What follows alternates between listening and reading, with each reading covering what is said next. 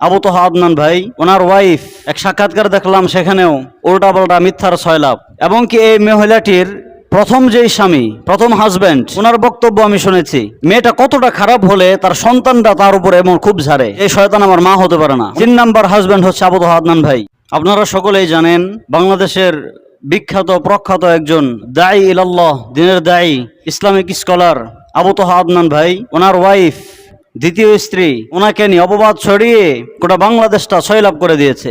এক সাক্ষাৎকার দেখলাম, সেখানেও উল্টা পাল্টা মিথ্যার সয়লাভ। এবং কি এই মহিলাটির প্রথম যেই স্বামী, প্রথম হাজবেন্ড, ওনার বক্তব্য আমি শুনেছি, উনি ক্লিয়ার করেছেন। এবং ওনার যেই প্রথম হাজবেন্ড, প্রথম ঘর সংসারে যে মেয়ে, পিচ্ছি মেয়েটা, সাবিকুন নাহার না কি নাম, সেই তার ওয়াইফ, মেয়েটা কতটা খারাপ হলে তার সন্তানটা তার উপরে এমন খুব ঝাড়ে, সে মেয়েটা বলে যে শয়তান আমার মা হতে পারে না। ওনার হাজবেন্ডের কাছে প্রথম ছিল, ওনার থেকেও প্রতাপশালী টাকাওয়ালার কাছে ছুটে গিয়েছে। 3 নাম্বার হাজবেন্ড হচ্ছে আবু তোহা আদনান ভাই। আবু তোহা আদনান ভাই মাসনা ও সুলাসা ওয়া রুবা কোরআনের এই আয়াতের উপর আমল করতে গিয়ে উনি দ্বিতীয় বিবাহ না করেছেন। আবু তোহা আদনান ভাইয়ের দ্বিতীয় বিবাহ এটা, ডিভোর্সি মেয়ে ওনাকে দায়িত্ব নিয়ে উনি বিবাহ করেছেন। আল্লাহ তাআলা এটা স্পষ্ট বিধান, 4টে বিয়ে সামর্থ্যবান পুরুষ করতে পারবে, এই অথরিটি ইসলাম দিয়েছে।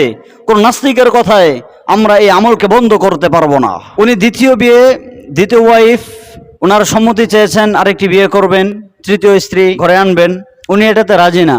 খুব ভালো কথা, তুমি রাজি না, তুমি থাকতে চাও না, এটাকে তুমি মেনে নিতে পারবো না, সো তুমি ঘরোয়া পরিবেশে ডিভোর্স নিয়ে যাও, তালাক নিয়ে যাও, প্রবলেম সলভ হয়ে যায়। অপবাদ ছড়ানোর, মানহানি করার অধিকার তোমাকে কে দিয়েছে? এজন্য তাকে চরিত্র নিয়ে আঙ্গুল তুলেছে আবু তোহা আদনান ভাইয়ের।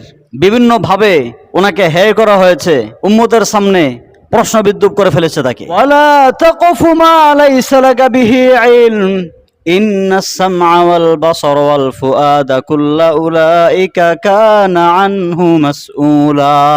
আল্লাহ তাআলা বলেন, যার সম্পর্কে তোমার সুনির্দিষ্ট স্পষ্ট জ্ঞান নেই, সুনির্দিষ্ট কোনো ডকুমেন্টস নেই, খবরদার তার ব্যাপারে কখনো অপবাদ দিও না, তার অনুসরণ করো না, তার মানে তার ব্যাপারে কোনো বদনাম তুমি রটায়ো না। মনে রেখো, চোখ, হৃদয়, জবান সব কিছুর ব্যাপারে তোমাকে জবাবদিহিতার কাঠগড়ায় দাঁড়াতে হবে। ভিন্ন জায়গায় আল্লাহ বলেন, ইন্নাল্লাযীনা ইউহিব্বুনা আন তাশিআল ফাহিশাতু ফিল্লাযীনা আমানু লাহুম আযাবুন আলীমুন ফিদ দুনিয়া ওয়াল আখিরাহ। আল্লাহ তাআলা বলেন, যারা চায় মুমিনদের মাঝে অশ্লীলতার অপবাদ ছড়াতে, আল্লাহ বলেন তাদের জন্য দুনিয়া এবং আখিরাতে আমি আল্লাহ কঠিন শাস্তির ব্যবস্থা করে রেখেছি। সত্য গোপন করো না, মিথ্যা প্রচার করো না, কারণ জবানই তোমার জান্নাত কিংবা জাহান্নামের